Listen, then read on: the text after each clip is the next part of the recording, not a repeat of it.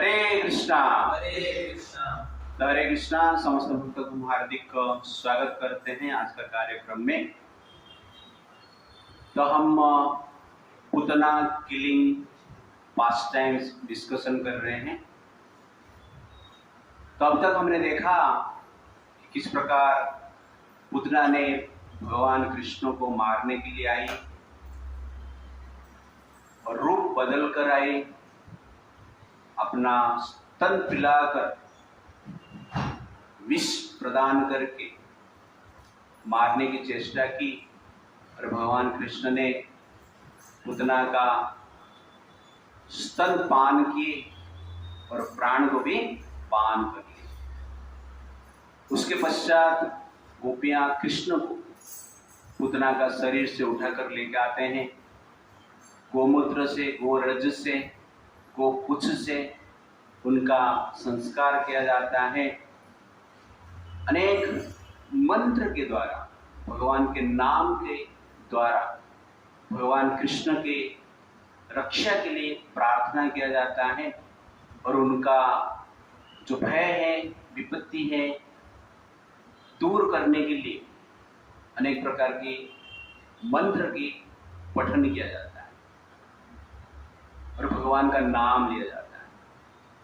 तो last time हमने भगवान के नाम का महिमा के ऊपर क्लास लिए थे। तो आज हम लास्ट सेशन देखेंगे। भगवान कृष्ण को पुतना के शरीर से उठाकर गोपियां लेके जाते हैं, तो उसके पश्चात क्या होता है? That is verse number 31। तावन्नंदादय गोपा मथुराया व्रजं गतः विलोक्य Putana देहम् बभूवुः अतिविस्मिताः। Meanwhile, all the cowherd men headed by Nanda Maharaj returned from Mathura, and when they saw on the way the gigantic body of Putana lying dead, they were struck with great wonder. तावन नंद आदय गोपा मथुराया व्रजं गता। Starting में आपको याद रहेगा तो जी, जब ये session हमने स्टार्ट किया था उस समय पे नंद महाराज कर देने के लिए मथुरा गए थे बाकी गोपाओं के साथ, और रिटर्न होते टाइम वसुदेव जी उनको बताए थे कि गोकुल में कुछ विपत्ति आने वाला है। तो पुतना मरने के पश्चात नंद महाराज बाकी गोपा मथुराया व्रजं गता, मथुरा से ब्रज में आते, रिटर्न आते। विलोक्य पुतना देहम्, पुतना का देहों को देखते हैं, शरीर को देखते हैं, विराट शरीर को देखते हैं। कितना किलोमीटर का है? 19 किलोमीटर। कितना किलोमीटर? 19 किलोमीटर का रेडियस में उसका शरीर क्या है? व्याप्त है। आप हाथ फैला के भी इसको लेंगे, 19 किलोमीटर होगा, 19 मीटर होगा, 19 फीट होगा, 19 इंच हो जाएगा। विलोक्य पुतना देहम्, पुतना का शरीर को देखते हैं। बभूवुः अति विस्मित, और देखकर अत्यंत विस्मित हो जाते हैं। तो प्रभुपाद जी पर्पट में लिखते हैं कि सब लोग विस्मित क्यों हो जाते हैं कि इतना बड़ा शरीर कहां से आ गया, आकाश से तो नहीं गिरा है। इस प्रकार सोचकर विस्मित हो जाते हैं। और कुछ स्पेशल मिस्टिक योगिनी तो नहीं है ये, इस प्रकार विचार करके वो विस्मित हो जाते हैं। उसके पश्चात वर्ष नंबर 32। न्यूनं बत ऋषिः संजाता योगेश वा समसा सः स एव दृष्ट हि उत्पाता यद आह Anakadundubhi. Nanda Maharaj and other Gopals exclaimed, "My dear friends, you must know that Anakadundhubi, Vasudeva, has become a great saint or a master of mystic power. Otherwise, how could he have foreseen this calamity and predicted it to us?" तो पुतना का शरीर को देखकर आश्चर्य हो जाते हैं और उसके साथ साथ नंद महाराज और बाकी गोपाल इस प्रकार का बात करते हैं कि निश्चित रूप से वसुदेव जी है ना, अनकदुंदुभी। वसुदेव जी के और एक नाम क्या है? अनकदुंदुभी। वसुदेव जब जन्म लिए थे उस समय पे देवताएं आनक बजाए। आनक मतलब ढोल। ढोल महाराष्ट्र में बजाते हैं ना, हाँ ढोल। तो वसुदेव जब जन्म लिए थे देवताएं ढोल बजाए, आनक बजाए, इसलिए उनका नाम क्या हो गया? अनकदुंदुभी। दुंदुभी जो शब्द आता है उसको दुंदुभी शब्द होता है, तो इसलिए उनका नाम रखा गया था। क्या रखा गया था? अनकदुंदुभी। क्यों बजाए? क्योंकि भगवान को लाने वाला व्यक्ति जन्म दे, इसलिए देवता खुश, इसलिए उनका नाम अनकदुंदुभी रखा। और नंद महाराज बाकी गोपा विचार कर रहे हैं कि वसुदेव जी ने पहले से ही हमें बताया था कुछ तो उत्पात होने वाला है। इसका अर्थ क्या है? वसुदेव एक बड़े ऋषि है, बड़े योगी है, नहीं तो ऐसे कैसे उनको पता चल जाता कि इतना बड़ा विपत्ति आने वाला है। स्पेशल ऋषि है, स्पेशल योगी। तो इसको लेकर प्रभुपाद जी परपट में लिखते हैं, ये है नंद महाराज के सरलता। वास्तव में वसुदेव जी इसलिए बताए थे कि कृष्ण उनका बेटा है और कंस बड़ा पॉलिटिशियन है, अपना मृत्यु को रोकने के लिए कुछ ना कुछ करेगा कंस। इसी भाव से पॉलिटिशियंस लोग ऐसे ही सोचेंगे ना, इसी भाव से उन्होंने क्या कहा था कि कुछ उत्पात आने वाला, जल्दी जाइए। लेकिन नंद महाराज क्या सोच रहे? बड़ा ऋषि है, बड़ा योगी है यार, ठीक है नहीं तो इसे कैसे पता चल? तो प्रभुपाद जी कहते हैं ये नंद महाराज के सरलता है, ज्यादा विचार नहीं करते, सिंपल चीज को एक्सेप्ट करते और सिंपल भाव से सोचते हैं। उसके बाद प्रभुपाद जी कहते हैं कि वसुदेव जी जो है उनके पास समस्त प्रकार की मिस्टिक पावर है, नहीं तो कृष्ण का बाप कैसे हो सकते? कृष्ण के पास इतना मिस्टिक पावर है तो बाप के पास तो ज्यादा होना चाहिए, है कि नहीं तो कृष्ण का बाप नहीं बन सकते। प्रभुपाद जी को एक व्यक्ति प्रश्न पूछता है कि प्रभुपाद जी बहुत सारे योगी है जो कि पानी में चल सकते हैं और पानी में चलने के लिए 30-40 साल उन्होंने तपस्या। तो प्रभुपाद जी कहते हैं कि पानी में चलने के लिए 30-40 साल तपस्या किया है और मैं 10 रुपया देके आराम से नदी क्रॉस कर सकता। 10 रुपया का माल के लिए 30-40 साल जंगल में बैठकर तपस्या किए, ये कोई बड़ी बात है? ये प्रभुपाद जी बोल सकते हैं। हम उधर पानी में चल रहा है, सच में चल रहा है, ये तो बहुत बड़ा आश्चर्य है, हम जाके देखते हैं कि प्रभुपाद जी क्या बोलते, इसमें क्या बड़ी बात? मैं 10 रुपया देके नदी को क्रॉस कर सकता। इसलिए पानी में चलना कोई बड़ी बात नहीं। 30 साल तपस्या करने के बाद नदी क्रॉस करेगा 10 मिनट का नदी क्रॉस करने के लिए 30 साल आप तपस्या करेंगे? पैसा दो ना, 10 रुपया खर्चा करो और नदी अपने आप पार हो जाए।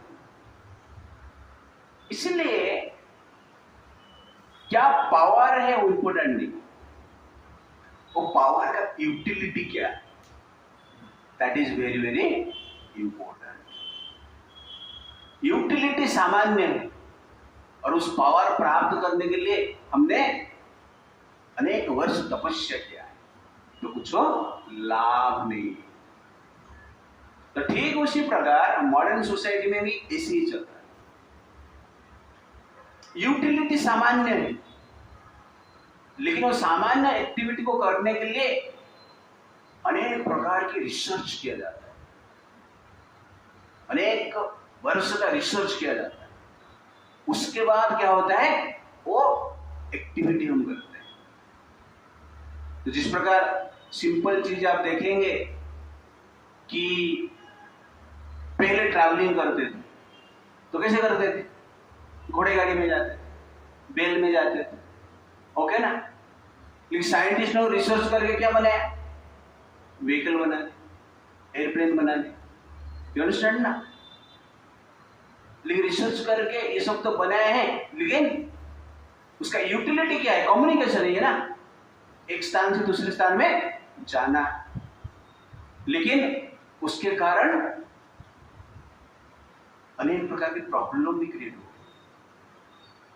मान लो एयरप्लेन आप बना रहे, तो उसका फैक्ट्री के लिए, उसका पार्ट के लिए फैक्ट्री चाहिए।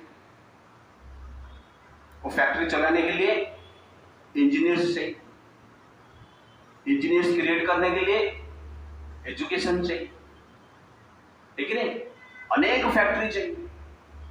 उसको चलाने के लिए भी पायलट चाहिए, मेंटेनेंस करने के लिए दूसरा फैक्ट्री चाहिए, यू अंडरस्टैंड ना। उसके बाद एयरप्लेन आकाश में उड़ेगा, बाद में क्रैश हो जाएगा, इसी भी है ना। तो ये कम्युनिकेशन में कितने लोग काम करते हैं आप सोचिए। तो ये जनरली क्या है, वैल्यूलेस एक्टिविटी। पहले धान होता था, उसका बीज रखते थे और उस बीज को लेकर नेक्स्ट ईयर रोपण करते थे, फिर से धान होता था, ऐसे चलता था ना। आज बीज बनाने के लिए साइंटिस्ट लोग रिसर्च करते हैं, बायोटेक्नोलॉजी के नाम पे रिसर्च करके बीज बनाते हैं, और उस बीज को लेकर खेती होता है। बाद में जो बीज बनता है उसका, वो बीज को यूज करके दूसरा पौधा नहीं होगा, धान नहीं होगा। तो ये कुछ लाभदायक है नहीं, फार्मर का शोषण है। और उस बीज से जो प्रोडक्शन होता है उसको हम खाते हैं, उसमें शक्ति भी नहीं। फर्टिलिटी कम होने का कारण ही, कैंसर का कारण भी है। गाय का गोबर जनरल खाते हैं ना, साइंटिस्ट लोग रिसर्च करके खाद बनाएंगे, खाद के द्वारा निर्माण हुआ अनाज हम लेते हैं तो हानिकारक होता है। तो आप सोच रहे ना यूटिलिटी क्या हो रहा है मॉडर्न सोसाइटी। हम बोलते अरे क्या एयरप्लेन बनाया, केमिकली मॉडिफाइड फूड बनाया, फैक्ट्री है, ये है वो है, बट ध्यान से हमें देखेंगे यूटिलिटी क्या है, सिंपल है। साइंटिस्ट लोग के पास जो पावर है वो मिस्टिक पावर नहीं है, वो मिस्टेक पावर है। It is a mistake. वो फूड खाने का, जेनेटिकली मॉडिफाइड फूड खाने के बाद आपका हेल्थ खराब हो जाता है। ये फैक्ट्री के कारण, व्हीकल्स के कारण एयर पोल्यूशन, वाटर पोल्यूशन बढ़ रहा है। तो इज इट मिस्टिक पावर? ये मिस्टेक पावर है। 100 साल तक तंदुरुस्त होकर जीते थे, शक्ति के साथ जीते थे, और मॉडर्न साइंस के कारण 70-80 साल में भी मर जाते हैं, वो भी रोगग्रस्त हो, वीकनेस, शरीर में स्ट्रेंथ नहीं, शरीर में इम्यूनिटी नहीं। You understand the point? Ayurveda कितना सिंपल है, पत्ता खा लो रोग ठीक हो, फल खा लो रोग ठीक हो, पत्ता का रस खा लो, फल का रस खा लो, रोग ठीक हो जाए, ये मूल खा लो, रोग ठीक हो जाए। रिसर्च करके मेडिसिन बना रहे, कितना केमिकल फैक्ट्री, कितना पोल्यूशन है। वही सब जाके रात रुका फैक्ट्री देखते हैं कैसे, और उसके बाद वो मेडिसिन खाएंगे, उसका भी साइड इफेक्ट है। मध्य प्रदेश में कुछ मेडिसिन खा के, मध्य प्रदेश या राजस्थान में मेडिसिन खा के, कफ सिरप खा के बच्चे मर गए, बहुत सारे बच्चे मरे। तो मिस्टेक है ना, तो scientist has mistake power and saint has mystic power. तो पहले मिस्टिक पावर, और बागेश्वर बाबा भी हमें मिस्टिक पावर दिखाते, भविष्य बताते हो, स्पेशल मिस्टिक पावर है उनके पास, ये भी मानना पड़ेगा हमें। तो डिवोटी जो है मिस्टिक पावर उनके पास रहता है, लेकिन वो दिखाते नहीं। क्यों? क्योंकि वो संसार में एक एग्जाम्पल स्थापन करना चाहता है, साधारण व्यक्ति है। तो कृष्ण का पिता माता भी हो सकते हैं, लेकिन संसार दुखालय है। अब कृष्ण का पिता माता भी होंगे तो आपको क्या मिलेगा? दुख मिलेगा। इसलिए कभी ऐसा मत सोचिए कि संसार सुखमय है, यहां पर हम शांति से हो सकते हैं। इसलिए भगवान क्या करते हैं, अपना पिता माता को ही ज्यादा रुलाते हैं। कृष्ण के रूप में रुलाया ना, पहला पार्ट में वसुदेव और देवकी को रुलाया, बाद में सेकंड पार्ट में नंद महाराज और यशोदा माई को रुलाया ना, दुख है। राम जी माता कौशल्य को रुलाए, पिता दशरथ जी को रुलाए, कष्ट है। डिवोटी के पास मिस्टिक पावर है, वो कंट्रोल कर सकते हैं सब कुछ, लेकिन भगवान की इच्छा को पूर्ति करने के लिए वो मिस्टिक पावर को प्रकट नहीं करते। इसलिए हमें शिक्षा देने के लिए इस प्रकार सहन कौन करता है? भक्त करते हैं। हमारा शिक्षा के लिए, हमारा प्रगति के लिए, हमें एक प्रकार की मेंटल पीस देने के लिए भक्त क्या करते हैं? इस प्रकार का सिचुएशन को सहन करते हैं, एक एग्जाम्पल संसार में प्रकट करते हैं। तो संसार में प्रभुपाद जी को ऐसा कोई पूछा, आपका स्पेशल मिस्टिक पावर क्या है? तो प्रभुपाद जी ने कहा कि मेरा मिस्टिक पावर है कि मैं हिप्पियों को हैप्पी बना। This is my mistake power. जो हिप्पीज थे वो क्या बन गए? हैप्पी बन गए। मैंने हार्ट ट्रांसफॉर्मेशन किया, ये सबसे बड़ा मिस्टिक पावर है। तो कलयुग में साइंटिस्ट लोग अपना मिस्टिक पावर से सबका हार्ट को पॉल्यूट कर दी, और प्रभुपाद जी ने अपने मिस्टिक पावर से सबका हार्ट को ट्रांसफॉर्म किए। आज भी हार्ट ट्रांसफॉर्मेशन हो रहा है, ये सबसे बड़ा मिस्टिक पावर है। Therefore, real mystic power is to live a life of dharma. Real mystic power is to live a life of sense control. Real mystic power is to live a life of value. Real mystic power is to live a life of cooperation, character, forgiveness. इस प्रकार जो जी पाता है वास्तव में वो mistake है। नहीं तो पुतना के पास भी मिस्टिक पावर था यार, रूप परिवर्तन कर रही थी, आकाश में उड़ रही थी, ये साधारण बात है क्या? तो ये मिस्टिक पावर लेके क्या किया पुतना? आतंक ही किया। बेबी को मारकर, छोटे छोटे बच्चे को मारकर खाती थी, ये तो पशु वृत्ति है। तो वास्तव में ये मिस्टिक पावर नहीं है। वास्तव में मिस्टिक पावर क्या है? धर्म को फॉलो करना, चरित्रवान जीवन जीना, इंद्रियों को नियंत्रण करना, ये है वास्तव में मिस्टिक पावर। तो शास्त्र में 8 टाइप ऑफ मिस्टिक पावर का वर्णन किया है, योगिक शक्ति। क्या क्या है? फर्स्ट अरिमा, सेकेंड महिमा, थर्ड गरिमा, फोर्थ लघिमा, फिफ्थ प्राप्ति, सिक्स्थ प्रकाम्य, सेवेंथ अशीत, एट वशीता। ये 8 मिस्टिक पावर याद रखना चाहिए। अणिमा मतलब क्या है? छोटे से छोटे हो जाना। इस पावर से व्यक्ति क्या हो जाता है? अपना शरीर को छोटा से छोटा कर देता है, चिमटी से भी छोटा हो जाएगा, माइक्रो ऑर्गेनिज्म ही बन जाएगा। हाँ, एक व्यक्ति, दैट इज अणिमा, इस शक्ति से।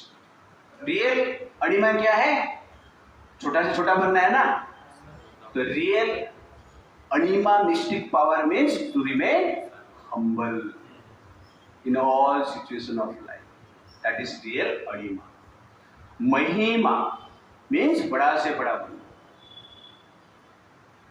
जो शरीर है, पहाड़ जैसे शरीर आप बना सकते हैं, पुतना जैसे 19 किलोमीटर वाला शरीर बना सकते हैं, इसको कहते हैं महिमा शक्ति। बट रियल महिमा mystic power means having a broad heart, big heart, that is actually क्या है? रियल महिमा। गरिमा मीन्स हेवी हो जाना, वजन आप बढ़ा सकते हैं। आपका हाइट नहीं बढ़ेगा, आपका क्या बढ़ेगा? वजन नहीं बढ़ेगा, वेट ही बढ़ेगा। उसको क्या कहते हैं? गरिमा कहते हैं। तो मैं इस प्रकार विचार करता हूं, रियल गरिमा means to have power of tolerance. आपके पास टॉलरेंस है, बड़े बड़े हैप्पी सिचुएशन को हैंडल कर पाते, दैट इज रियल गरिमा। लघिमा, हल्का हो जाना, लाइट। शरीर का आकार चेंज नहीं हो, लेकिन आप क्या हो सकते हैं? हल्का हो सकते हैं। इसके कारण आकाश में उड़ सकते हैं, पानी में चल सकते हैं। तो पानी में जो चलना है लघिमा शक्ति के द्वारा होता है, आकाश में जो उड़ना है लघिमा शक्ति के द्वारा होता है। बट रियल लघिमा means action against temptation, temptation के विरोध में कार्य करना। रियल लघिमा means not the power to work on water, but power to work as a human being in human society. मनुष्य के रूप में चलना यह आवश्यकता है। प्राप्ति मिस्टिक पावर से आप जो इच्छा करेंगे वो चीज दूर से प्राप्त कर सकते हैं। आपको अमेरिका से लैपटॉप चाहिए, इच्छा किया और क्या मिल गया? आपको लैपटॉप मिल गया, प्राप्ति है। प्रभुपाद जी एग्जाम्पल देते हैं, वो कहते हैं कि ऐसे योगी को हमारे पूर्वज देखे हैं जो कि अफगानिस्तान से पपीता डायरेक्ट प्राप्त कर सकते थे। इधर सोचेंगे पपीता इधर आ गए, अफगानिस्तान से आए, होम डिलीवरी, प्राप्ति। बट रियल प्राप्ति is Tripti, that is real mistake. अब तृप्ति हो, सेटिस्फाइड हो, दिस इज एक्चुअली क्या है? रियल प्राप्ति। प्राकम्य मीन्स आपका कोई भी इच्छा आप फुलफिल कर सकते, any desire you want to fulfil, वो जनरली क्या हो? प्रकाम्य है। आपको की बिल्डिंग चाहिए तो बिल्डिंग फटाक से बना सकते, एक एयरप्लेन चाहिए तो एयरप्लेन फटाक से आप निर्माण कर सकते, दैट इज क्या है? प्रकाम्य। बट रियल प्रकाम्य क्या है? To accept the will of Krishna, that is real प्रकाम्य। ईशित्व means to control over nature, environment को कंट्रोल आप कर सकते हैं। बारिश नहीं हो रहा है, बारिश करवा सकते, बारिश ज्यादा हो रहा है, बारिश रुका सकते, धूप ज्यादा हो रहा है, एयर कंडीशन एटमॉस्फेयर आप बना सकते हैं, दैट इज एक्चुअली क्या है? ईशित्व। बट रियल ईशित्व क्या है? टू कंट्रोल माइंड, मन को कंट्रोल करना, दैट इज रियल ईशित्व। वशित्व मतलब क्या है? अन्यों को वशीभूत करना, वशीकरण।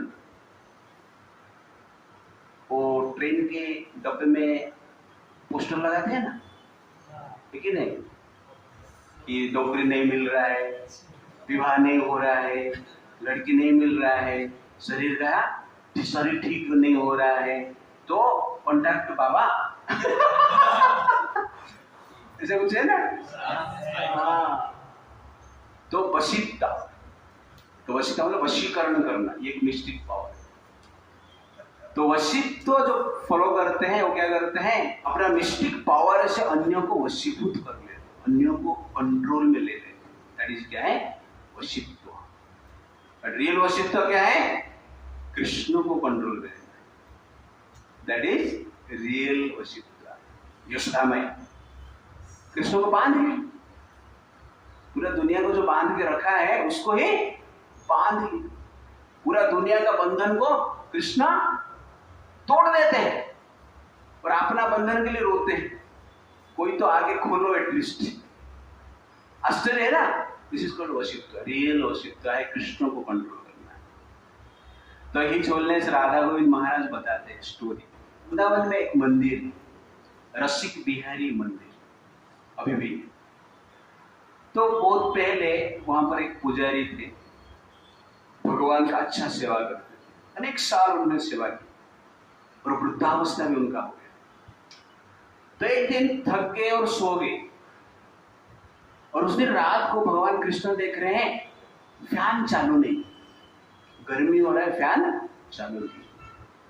तो भगवान कृष्ण को गुस्सा है और सीधा जाते हैं, वो पुजारी को उठाते हैं, 2 थप्पड़ लगाते हैं।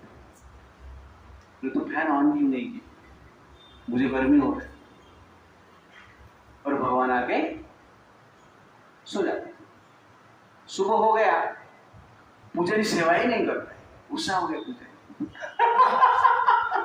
नो मंगलारती, नो श्रृंगार आरती, राजभोग, एक दिन का पूजा पाठ भोग लगाना बंद कर दिया। उनका गुरु को पता चला, तो गुरु जी आए वहां पर। अरे तो पूजा पाठ बंद कर दिया, मैंने सुना। तो हाँ बंद कर दिया। तो क्यों बंद कर दिया, ना कृष्ण ने मुझे मारा इसलिए पूजा पाठ में बंद कर दिया। रोज मैं सुबह उठता हूँ, इतना साल हो गया भगवान का मैं सेवा कर रहा हूँ, थक कर भी सेवा करता हूँ, अनेक वर्ष हो गया है, खाना पीना छोड़ के हम सेवा करते हैं। एक दिन में फैन का स्विच ऑन नहीं किया करके मुझे थप्पड़ मार दिया, इसलिए मैं सेवा नहीं करूँ। तो गुरु महाराज बोलते ठीक है, इतना गुस्सा मत हो रहा। नहीं नहीं, मैं सेवा नहीं करूँ। वो सेवा करता ही नहीं, तो सेवा फिर कैसे करूँगा ना। कृष्ण आएंगे, मुझे क्षमा मांगे तो मैं सेवा करूँ, नहीं तो सेवा करने वाला नहीं। तो गुरु महाराज जाते कृष्ण को प्रार्थना करते कि आपने मारा है और वो बोल रहा है सेवा नहीं करेगा, क्षमा मांगेंगे तो ही सेवा करने वाला है, आप अभी विचार कीजिए। और भगवान उस पुजारी को क्षमा मांगते हैं, उसके बाद पुजारी सेवा स्टार्ट करते हैं। दिस इज कॉल्ड वशीत्व, पूरा कंट्रोल। ठीक है ना। तो भगवान का लीला है, ऐसा नहीं भगवान छोटे हो गए, लेकिन ये भगवान की महानता। रियल मिस्ट्री क्या है, ये भगवान का अनिवा शक्ति है, नम्र बनना। That is Krishna. और भक्त का वशीत्व शक्ति है, कृष्ण को भी कंट्रोल करना। थप्पड़ मारा, पूजा पाठ बंद। तो कहने का अर्थ है वो भगवान का जो पूजा करते हैं साधारण डिटी नहीं मानते, उनको भगवान ही। हम ऐसे गुस्सा हो जाता है ना कभी कभी रिलेशनशिप, मुझे थप्पड़ मारा, मैं खाना बनाने वाला नहीं हूँ आज, ऐसा हो जाता है। तो रियलिटी इस प्रकार भगवान क्या करते हैं, लीला करते हैं। कलेवरम परशोभी छित्वा तत्ते ब्रजौकसः दूरे क्षिपित्वा अवयवशः न्यद्वहान् काष्ठः वेशितम्। The inhabitants of Braja cut the gigantic body of Putana into pieces with the help of axes. Then they threw the pieces far away, covered them with wood and burned them to ashes. कलेवरम परोशु, परोशु मतलब x. कलेवरम शरीर को, छित्वा काट कर, ब्रजवासी ने क्या किया, दूरे क्षिपित्वा, दूर दूर में फेंक दिया। इतना बड़ा शरीर था ना, 19 किलोमीटर का शरीर, इतना बड़ा चिता कैसे बनाएगा। और उठाएंगे कैसे उसको? थोड़ी क्रेन लेके उठा के रख देंगे। इसलिए एक्स लेके पूरा शरीर को पार्ट पार्ट कर दे, टुकड़ा टुकड़ा कर दे। उसके बाद न्यदहन काष्ठवेष्टितम, लकड़ी के द्वारा उसको जलाए। तो प्रभुपाद जी परपट में लिखते हैं, it is the practice that after a snake has been killed, its body is to cut into various pieces for fear that it may come to life again। तो इस प्रकार संसार में देखा गया है, सर्प को मार दिया जाता है तो सर्प को जलाते हैं।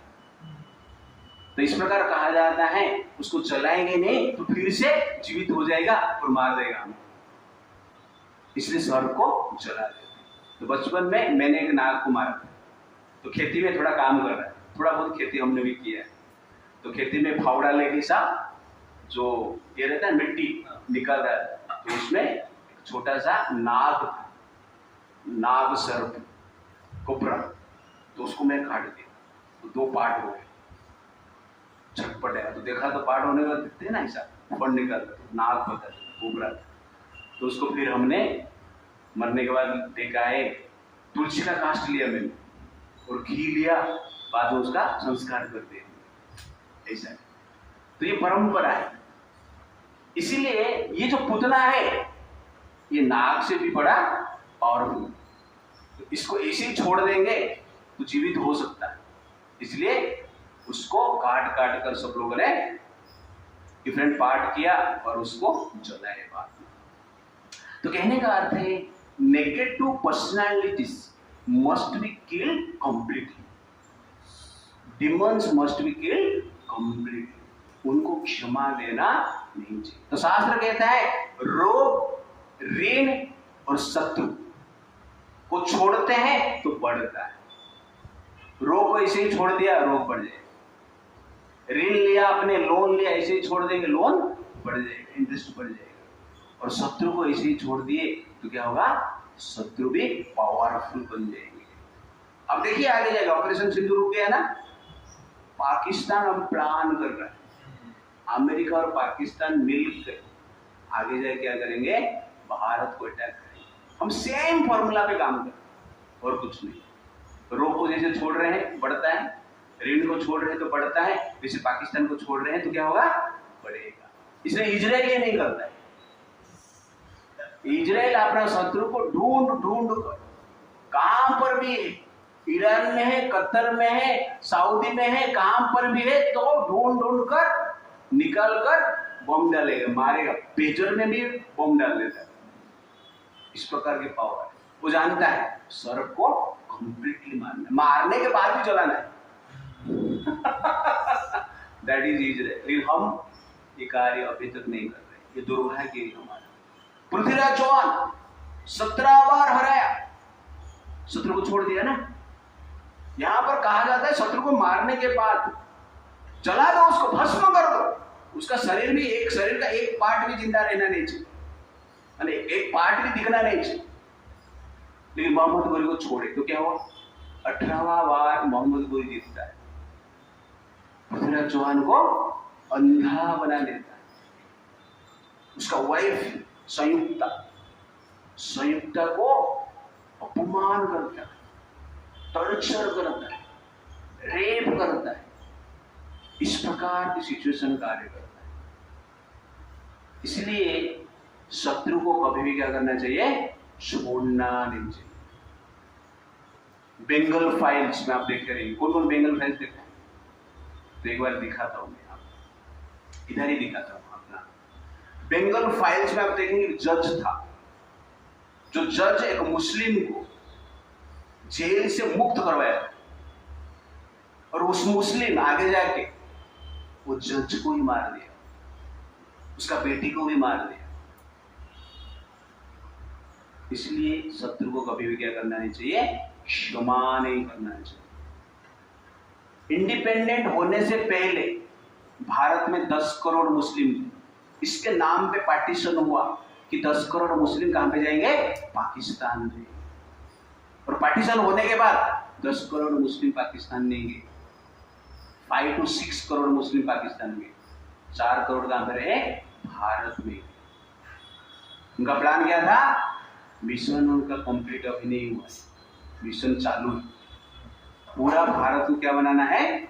मुस्लिम कंट्री बनाना है। इसलिए 4 करोड़ इधर रहे और वो कार्य कर रहे हैं आज। तो आप सोचिए 10 करोड़ थे इंडिपेंडेंस से पहले, अभी पाकिस्तान में 30 करोड़ मुस्लिम है, भारत में 30 करोड़ मुस्लिम है, बांग्लादेश में 20 करोड़ मुस्लिम है, 80 करोड़ हो गए। तो लास्ट 75 ईयर में 10 करोड़ से कितना बन गए? 80 करोड़ बने, 8 गुना बढ़ गया उनका पॉपुलेशन। गजवा हिंद चालू है। और हम कितने थे? 30 करोड़ थे इंडिपेंडेंट के टाइम। कितने थे? 30 करोड़ थे। और अभी कितने हैं? भारत में 80 करोड़ है। You understand point? तो ये हमारा दुर्भाग्य है। उनका 8 गुना बड़ा पॉपुलेशन, हमारा 2.5 गुना बड़ा। चला नहीं है कुछ।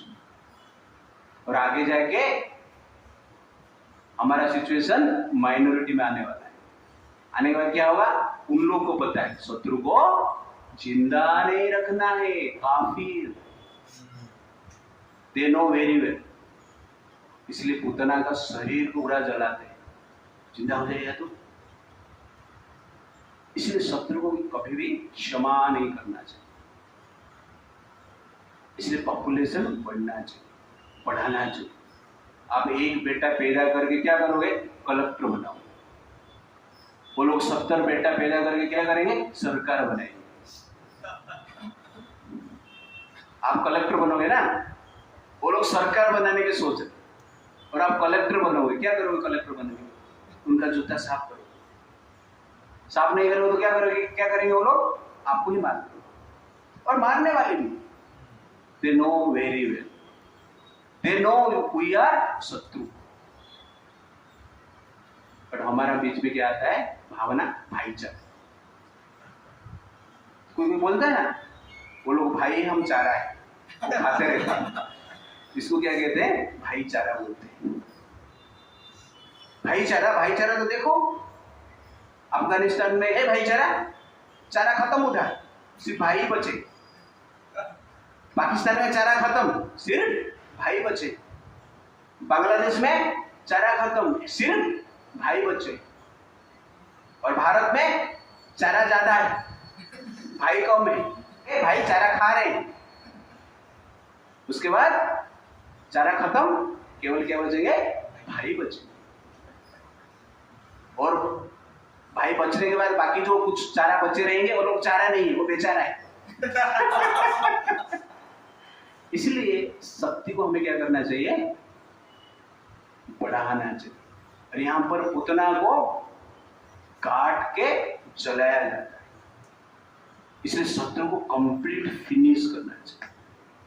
ये मेंटालिटी के साथ हमें क्या करना चाहिए? जीना चाहिए। अदरवाइज भविष्य उज्जवल नहीं है भारत का। यहां पर पुतना का शरीर को काटा जाता है। तो पुतना का हमारा सेशन में हमने कंपेयर किया था ईगो के साथ, आपको ध्यान रहेगा। पुतना का शरीर को ईगो के साथ हमने कंपेयर किया। तो कहने का अर्थ है ईगो को काटना ही चाहिए। और ईगो को कौन काट रहे हैं? यहां पर नंद महाराज काट रहे हैं, ग्वाल बालक काट रहे हैं, गोपा काट रहे हैं। ठीक है ना? तो कहने का अर्थ है जीवात्मा का जो ईगो है उसको कौन काटता है? भक्त काटता है, डिवोटी काटता है। तो स्पिरिचुअल लाइफ मीन्स जनरल क्या है? ईगो कट करने के लिए एक अवसर है। तो यहां पर जिस प्रकार नंद महाराज गोपा पुतना को काट रहे हैं, उसी प्रकार भक्त समाज में हम जीते हैं तो हमारा ईगो कटेगा। क्योंकि भक्त इस प्रकार की इंस्ट्रक्शन देंगे का इच्छा नहीं हो करने की, लेकिन आपको करना पड़ेगा और करना चाहिए। जब हम करते हैं वास्तव में हमारा क्या होता है? ईगो कट होता है। जब नहीं करते हैं ईगो बढ़ता है। सिर्फ ईगो काट नहीं रहे, ईगो को काटने के बाद क्या कर रहे हैं? जला के भस्म कर रहे हैं।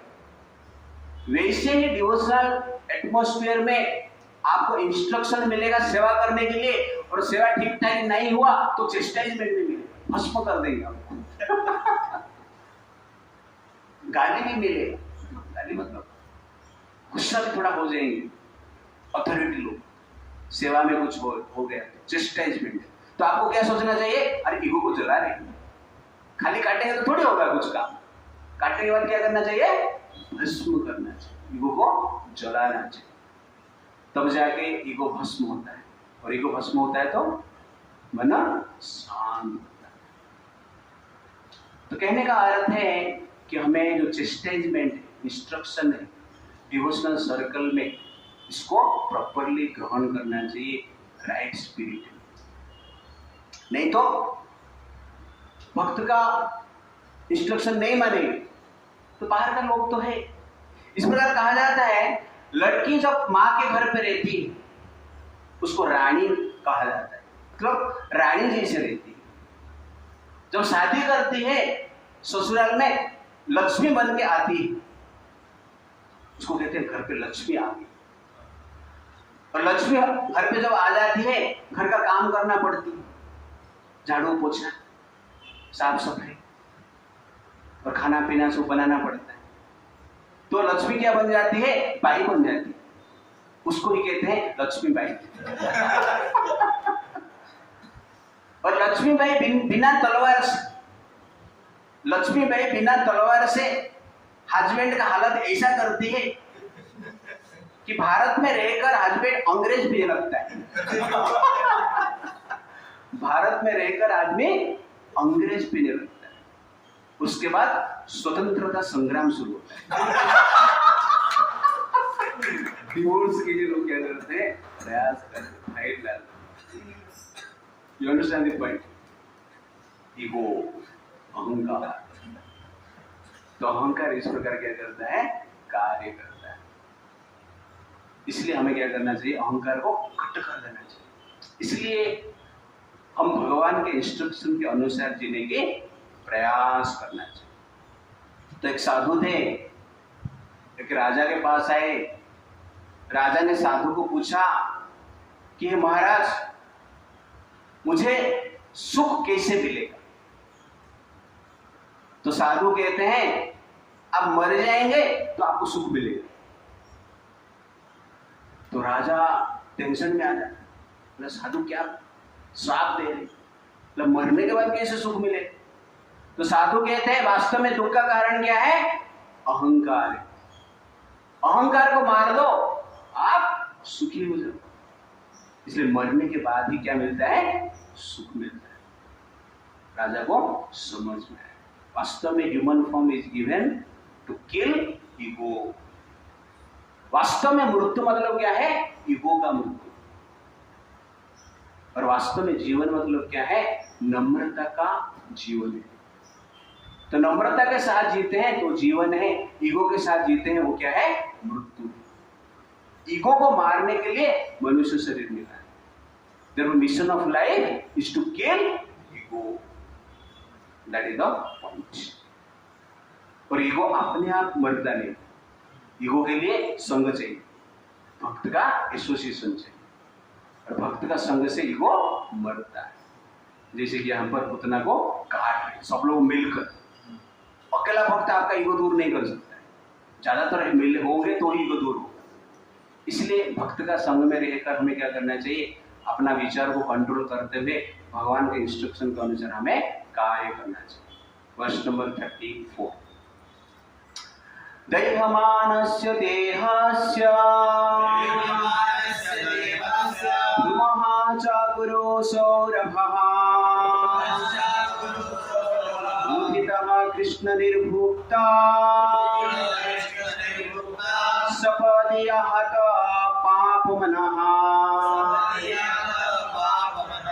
Because of Krishna's having sucked the breast of the Rakshasi Putana, when Krishna killed her, she was immediately freed from all material contamination. Her sinful reactions automatically vanished, and therefore, when her gigantic body was being burned, the smoke emanating from her body was fragrant like aguru incense. दयामानस्य देहस्य, देह को जलाया गया। धूमः च अगुरु सौरभः, उतना का शरीर से जो धुआं निकला जलने के बाद, कैसा था? फ्रेग्रेंट था, सुगंध निकल रहा था, दिव्य सुगंध निकल रहा था। कैसा? अगुरु करके, जिसमें कि पहले अगरबत्ती धूप बनता था और स्पेशल एक प्लीजिंग फ्रेग्रेंस वहां से उस अगुरु से निकलता है, वैसे ही गंधक उसका शरीर से निकल रहा है। उठितः कृष्ण निर्मुक्त, भगवान कृष्ण उसका स्तनपान किए थे, इसलिए जनरली उसका शरीर शुद्ध हो गया था। और उस शुद्धता के कारण, कृष्ण के टच के कारण शरीर से क्या निकल रहा था? फ्रेग्रेंस निकल रहा था। तो हमारे टॉपिक का नाम क्या है? Krishna's touch, the path to Putana's liberation. इसलिए पुतना's टच मैंने रखा, कृष्णा's टच रखा। तो कृष्ण का टच से पुतना का शरीर क्या हो गया? शुद्ध हो गया। तो आप लोग विचार कीजिए, पुतना मीट ईटर थी, है कि नहीं? और मनुष्य का बच्चे को खाते थे, तो ब्लड कितना इम्प्योर रहेगा आप सोचिए। तो जो जिस प्रकार की खाना खाते हैं उसका शरीर से उस प्रकार की फ्रेग्रेंस निकलता है, गंध निकलता है। आप जो मांस मच्छी खाते हैं उनका शरीर को आप देखो, एक गंध अलग निकलता है। मुस्लिम लोग का शरीर को देखो, एक गंध निकलता है। वो लोग तो नहाते ही नहीं। एक बार हमारा ऑफिस में एक मुस्लिम को मैंने पूछा, अरे तुम लोग नहाते क्यों नहीं है? तो बोलता है जो गंदे रहते हैं वो नहाते हैं। इतना इग्नोरेंस। तो जो जिस प्रकार आहार लेते हैं उनका शरीर से उसी प्रकार की क्या निकलता है? गंध निकलता है, आप देखेंगे तो। इसलिए पुतना का शरीर इतना नीच रहेगी, लेकिन भगवान का स्पर्श के कारण उसका शरीर से क्या निकल रहा था? फ्रेग्रेंस निकल रहा था। This is power of Krishna's touch. तो प्रभुपाद जी कहते हैं कि पुतना का शरीर जो भगवान कृष्ण के टच के द्वारा शुद्ध हो गया था, इसलिए इस प्रकार की फ्रेग्रेंस निकल रहा था। इसलिए हमें क्या करना चाहिए? भगवान का सेवा करना चाहिए, तो अपना चेतना को भी हम शुद्ध करेंगे। तो भगवान कृष्ण का शरीर कितना पावरफुल, आप देखिए। टच किया तो क्या हो गया? पुतना का शरीर ही शुद्ध हो गया, मन भी शुद्ध हो गया, इसलिए तो वैकुंठ गया। आगे बताएंगे सुखदेव गोस्वामी। इसलिए भगवान का टच हमें चाहिए। तो भगवान का टच हम कैसे करेंगे? भगवान की कथा से। तो भगवान की कथा जब हम सुनते हैं, वो कथा शरीर को टच नहीं करता है, किसको टच करता है? मन को टच करता है। हमारा मन पुतना है, शरीर हमारा पुतना नहीं। हमारा मन क्या है? पुतना है, अपवित्र है, इम्प्योर है, नेगेटिविटी भरा हुआ है। इसलिए जब भगवान की कथा हम सुनते हैं, भगवान का नाम लेते हैं, वो हमारा मन को टच करता है, और मन क्या बन जाता है? शुद्ध बनता है। मन से फ्रेग्रेंस आना चाहिए। तो फ्रेग्रेंस मतलब all good qualities, that is fragrance. और दुर्गंध मतलब क्या है? All bad qualities. तो मन में जो रहता है मुंह से निकलता है। तो आज आप देखेंगे ज्यादातर जो स्टूडेंट्स हैं, जेनजी जनरेशन। जेनजी मतलब क्या पता है ना? जट लिखते हैं ना, जेनजी। तो मैं इसको जी सोचता हूँ। ऐसा जेनजी मतलब गया गुजरात जनरेशन। है कि नहीं? जेनजी गाली निकलता है, क्यों? मन में नेगेटिविटी। लेकिन जब कृष्ण कथा सुनते हैं, कृष्ण का नाम लेते हैं, हमारा मन क्या हो जाता है? शुद्ध हो जाता है। इसलिए भगवान की कथा सुनना चाहिए। तो प्रभुपाद जी परपट में लिखते हैं, सर्वोपाधि विनिर्मुक्ता तत्परत्वेन निर्मलम् ऋषिकेन ऋषिकेशः सेवनं भक्तिरुच्यते। जब भगवान की हम सेवा करते हैं, अपना इंद्रियों के द्वारा भगवान का इंद्रियों को तृप्ति करने की जो प्रयास करते हैं, जिसको भक्ति कहा जाता है, और उस भक्ति के प्रभाव से क्या होता है? व्यक्ति के हृदय में जितने भी अहंकार है, जिस प्रकार का भी डेजिग्नेशन है, सर्वोपाधि, सब नष्ट हो जाता है और निर्मल मन क्या होता है, शुद्ध होता है। भगवान कृष्ण के टच से पुतना का मन शुद्ध हो गया, पुतना का शरीर शुद्ध हो गया। इसलिए हमारे शास्त्र में एक सुंदर श्लोक है, उस श्लोक में कहा गया है, एषां न विद्या न तप न दानम ज्ञान न शीलम न गुणः न धर्मः ते मृत्यु लोके पुरीभार भूताः मनुष्य रूपेण मृगाः चरन्ति। एषां न विद्या, जिसके पास विद्या नहीं, न दान, जिसके पास दान देने की इच्छा नहीं, न तप, तपस्या करने की इच्छा नहीं, ज्ञान नहीं, शील नहीं, गुण नहीं, धर्म नहीं, ते मृत्यु लोके परिभार भूता, एक प्रकार की भार है इस मृत्यु लोक में। मनुष्य रूपेण मृगः चरन्ति, मनुष्य रूप में क्या है, पशु की संसार में विचरण करते हैं। तो वास्तव में आजकल के समाज देखेंगे ऐसे ही। इसलिए ये जो गुड क्वालिटी है वास्तव में वो फ्रेग्रेंस भगवान को अट्रैक्ट करता है। जैसे फ्रेग्रेंट फ्लावर आपको अट्रैक्ट करता है, वैसे जिस भक्त के हृदय में अच्छे क्वालिटी से, गुड क्वालिटी से, दया है, क्षमा है, त्याग है, कोऑपरेशन है, सत्यता है, नम्रता है, उस क्वालिटी को देखकर, सुगंध को देखकर भगवान कृष्ण क्या होते हैं, अट्रैक्ट होते हैं। और कृष्ण के पास ऑल क्वालिटी, जो कृष्ण के संस्पर्श में आते हैं, क्वालिटी हम क्या करते हैं, डेवलप करते हैं। इसलिए कृष्ण का टच चाहिए सब। तो प्रचार मतलब क्या है, हम कृष्ण का टच दूसरे को दे रहे हैं और हमें भी मिल रहा है। जब हम कथा करते हैं कृष्ण का टच हमें मिलता है, और जो कथा सुनते हैं उनको कृष्ण का टच मिलता है, जिससे उनका मन शुद्ध होता है। और जब हम कथा करते हैं हमारा भी मन शुद्ध होता है। वास्तव में हमारा ज्यादा शुद्ध होता है, क्यों, कथा करने के लिए बार बार पढ़ना पड़ता है, याद करना पड़ता है, कृष्ण को एम्ब्रेस बार बार करना पड़ता है कि नहीं? तो सुनने वाला एक बार टच हो गया थोड़ा चला जाता है। इसलिए प्रचार करना अत्यंत आवश्यकता है, अपना प्यूरिफिकेशन के लिए और सामने वाले का प्यूरिफिकेशन के लिए। उसके बाद पुतना लोक बालाग्नि राक्षसी रुधिरासना जिगंसयापि हरे स्तरं दत्त्वा आपः सद्गतिं किं पुनः श्रद्धया भक्त्या कृष्णाय परमात्मने यच्छन् प्रियतमं किम् अनो रक्तात् मातर यथा। तो वेरी important verse.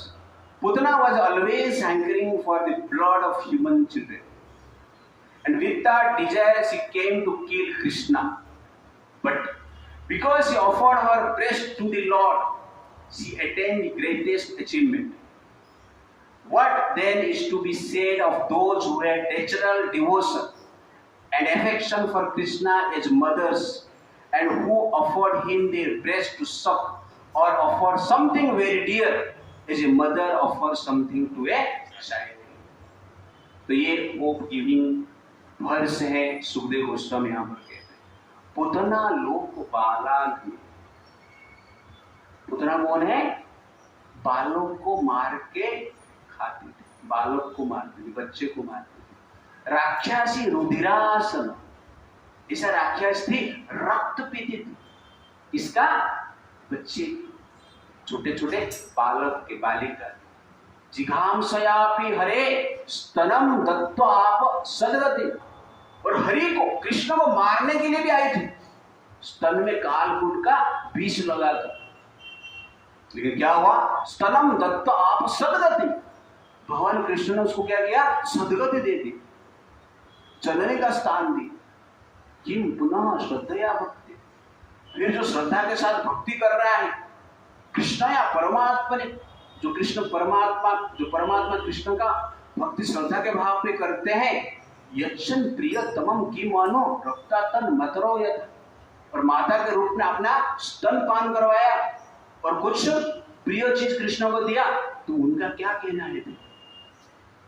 इसलिए पूरा पुतना लीला भगवान कृष्ण का पहला लीला है, और उस पहला लीला में भगवान का जो नेचर है भगवान यहां पर दिखाते हैं। जो मारने के लिए आया उसको भगवान ने क्या दिया? वैकुंठ प्रदान किया।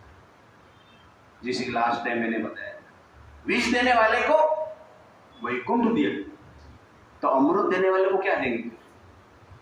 वैकुंठ क्या है? गारंटी। इसलिए डरो मत। तो ये होप की भी है, और भगवान का एक स्पेशल नेचर यहाँ पर बताया जा रहा है। हे कृष्ण करुणा सिंधु दीनबंधु जगतपते। करुणा सिंधु, कृष्ण कौन है? करुणा सिंधु। कितना करुणा आप सोचिए। जो मारने के लिए आई, विष पिला के मारने के लिए आई, उसको मां का स्थान भगवान वैकुंठ में देते हैं। जीवन का परम लक्ष्य को प्राप्त होता है, मुक्ति मिल जाता है उसको। किसको? जो विष दिया, दैट इज कृष्णा। इसलिए कृष्ण कौन है? करुणा सिंधु। और कुरुक्षेत्र में कृष्ण ने महाभारत युद्ध करवाए, इसलिए जितने भी योद्धा है उनको भी वैकुंठ में दिए। इतने बड़े पापी थे, इसलिए कुरुक्षेत्र में इंद्रदेव ने कुरु महाराज को वर दिए कि यहां पर जिसका भी मृत्यु होगा कहां में जाएगा? स्वर्ग में जाएगा यहां पर। तो इसलिए भगवान कृष्ण वहां पर युद्ध किए, और कृष्ण रथ के सारथी के रूप में, रथ के रूप में नहीं, इसलिए सारथी के रूप में सब लोग देखे। मरते टाइम कृष्ण को देखें तो क्या होगा? वैकुंठ मिलेगा। नाम स्मरण करेंगे तो वैकुंठ मिलता, देखेंगे तो मिलेगा ही ना। इसलिए भगवान क्या है? जानबूझकर सारथी बने। अर्जुन के लिए बने ऐसा ही नहीं, सबके लिए बने। सारथी के रूप में आगे बैठे हुए रहते, और सब लोग देखते हैं कृष्ण, देखते हुए शरीर को त्याग करते हैं। तो भगवान दया की सागर है। भगवान के हृदय में क्या है? करुणा है। इसलिए करुणा सिंधु। इसलिए करुणा सिंधु को प्राप्त करने के लिए हमारे हृदय में करुणा बिंदु तो होना चाहिए। सिंधु नहीं तो क्या होना चाहिए? करुणा बिंदु होना चाहिए। बिंदु रहेगा तो मिलेगा ना, उधर जाएगा। प्लास्टिक होके जाएगा तो क्या होगा? इसलिए हमारे हृदय में क्या होना चाहिए? करुणा भी होना चाहिए। और प्रभुपाद जी वास्तव में कृष्ण जैसी करुणा सिंधु। इसलिए 70 साल के आयु में अमेरिका जाना आसान है क्या? सुंदरम कोई जाता नहीं प्रचार। You understand? अमेरिका जाने की बात छोड़ो, तो करुणा रहेगा तो आप प्रचार करने की इच्छा करेंगे। करुणा नहीं रहेगा तो दांडिया ही करेंगे। इस्कॉन में दांडिया, नहीं तो बाहर दांडिया, एक ही है, कुछ फर्क नहीं है। You understand the point? Entertainment, मजा आ रहा है प्रभु जी इस्कॉन में, इसलिए हम कर रहे हैं। तो वास्तव में हमें सेवा करना चाहिए, प्रचार प्रसार करना चाहिए। क्रिश्चियन 40,000 किलोमीटर दूर से आकर भारत को क्रिश्चियन कंट्री बनाना चाहते, और कोई ऐसे क्या बोलते हैं अरब से आकर यहाँ पर इस्लामिक कंट्री बनाना चाहते हैं, और हम भारत में रहकर भी भारत को हिंदू कंट्री बनाने की सोचते ही नहीं। ये हमारा दुर्भाग्य। क्यों?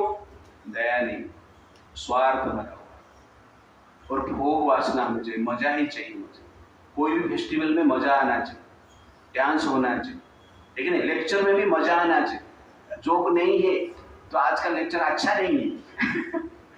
तो हर चीज में मजा ही हम ढूंढते हैं, लेकिन वास्तव में हमें क्या करना चाहिए? करुणा रखना चाहिए, प्रचार करना चाहिए। इसलिए प्रभुपाद जी 70 साल का आयु में सागर पार करके जाके तो प्रचार किए, क्योंकि उनके हृदय में करुणा थी। पदभ्याम भक्त हृदिष्ठाभ्याम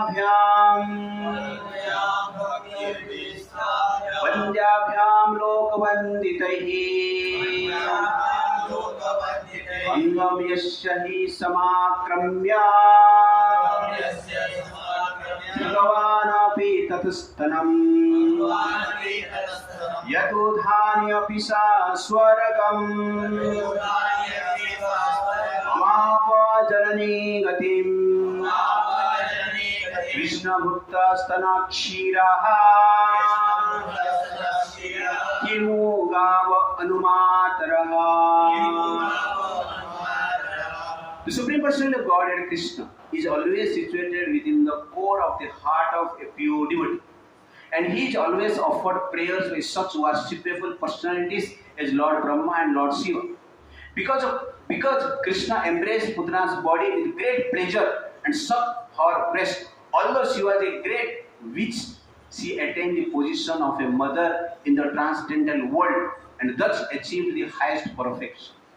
What then is to be said of the cows whose nipples Krishna sucked with great pleasure and who offered their milk very jubilantly with affection exactly like that of a mother?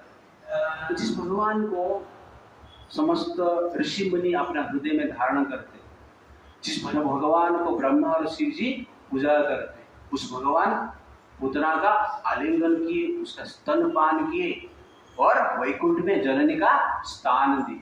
तो बाकी जो गाय है जिसका दूध भगवान स्वयं पिए हैं, उनका क्या कहना है? तो इस वर्ष में जनरली बताया जाता है कि भगवान कृष्ण का कोई भी सेवा करता है, किसी प्रकार भी सेवा करता है, तो उसका फल क्या है? गारंटी है. और भगवत चरण कमल को निश्चित रूप से वो व्यक्ति प्राप्त करेगा, क्योंकि विष देने वाला का हालत ऐसा है, तो खीर पिलाने वाला, दूध पिलाने वाला का निश्चित है उद्धार होगा. वर्ष नंबर 39 and 40. पयांसि हि येषाम् अपीवा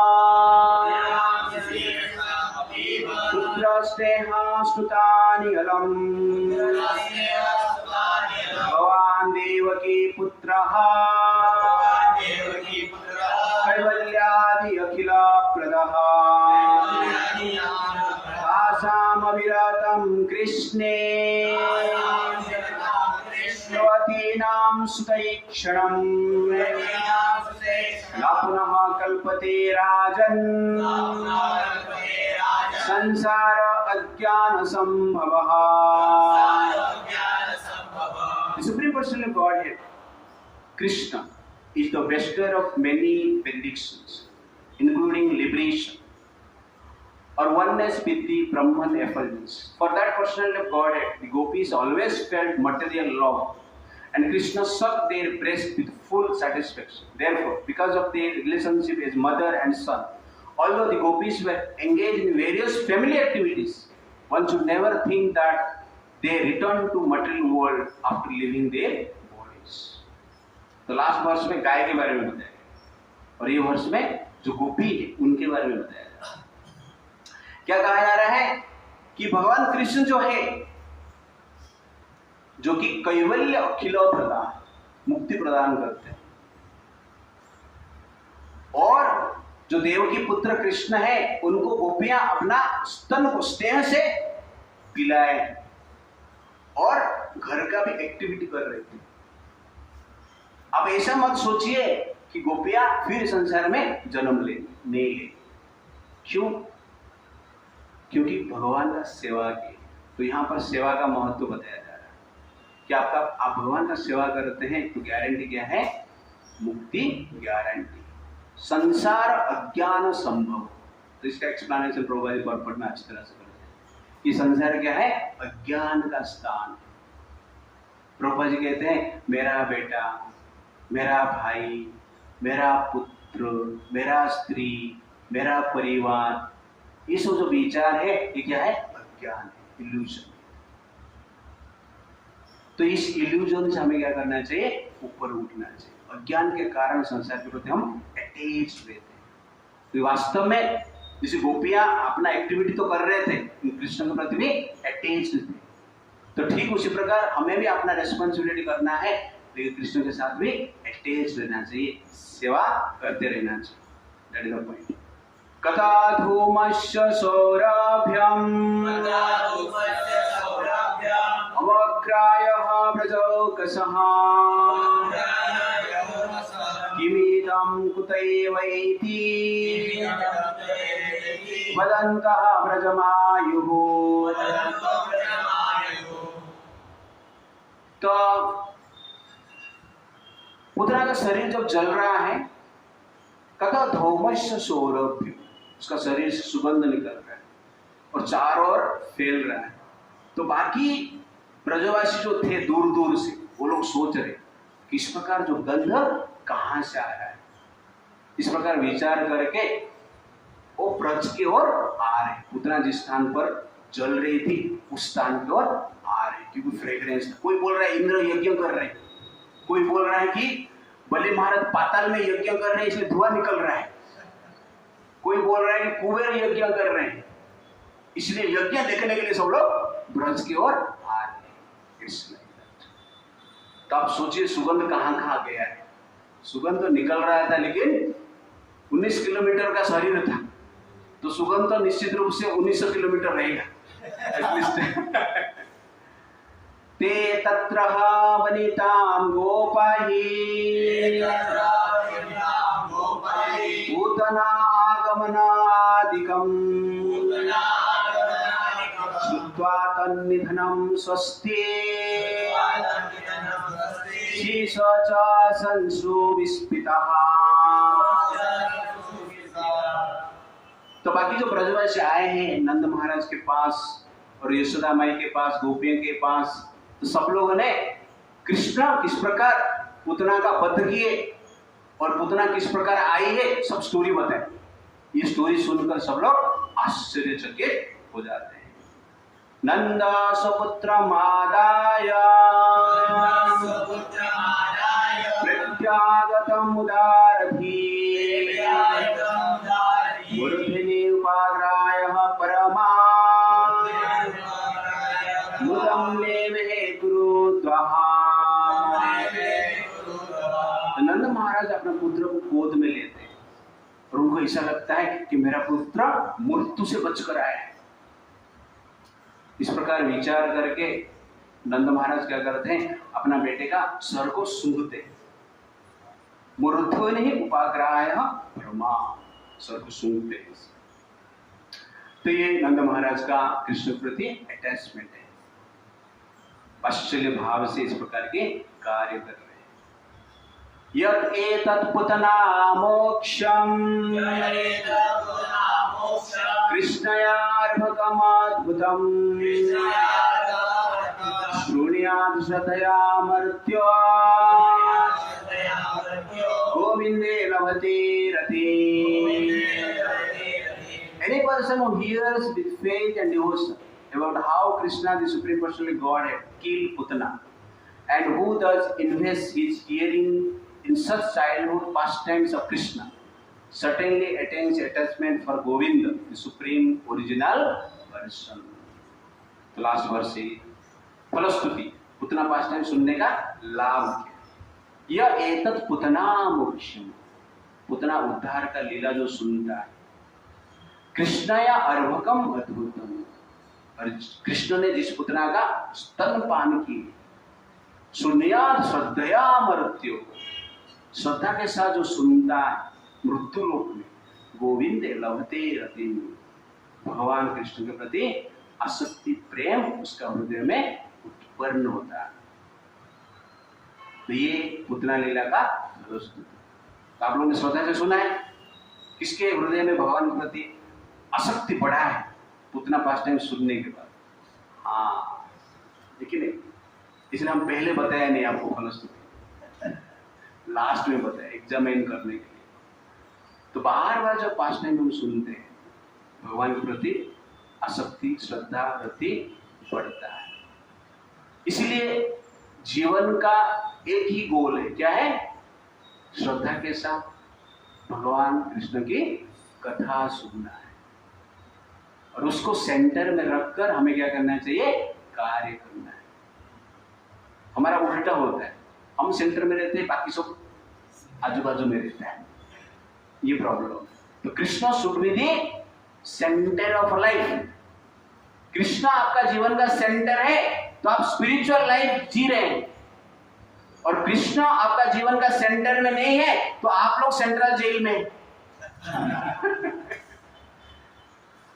मटेरियल लाइफ हम लोग जी रहे हैं। तो life become spiritual when you keep Krishna in the center of it. Life becomes material when you keep ourselves in the center. इसलिए श्रद्धा के साथ हमें भगवान की कथा सुनते रहना चाहिए। हरे कृष्णा कृष्णा कृष्णा हरे हरे, हरे राम राम राम हरे। श्री प्रभुपाद की जय। तो यहाँ पर हम पुतला लीला समाप्त करते हैं। एटलीस्ट हम भागवत सप्ताह कंप्लीट कर दिया, 7 सेशन हमने लिया है पुतना में। तो थैंक यू वेरी मच। तो आप लोगों ने अपना समय निकाल कर सुनने के लिए प्रति समय आने की प्रयास किया है। हरे कृष्णा।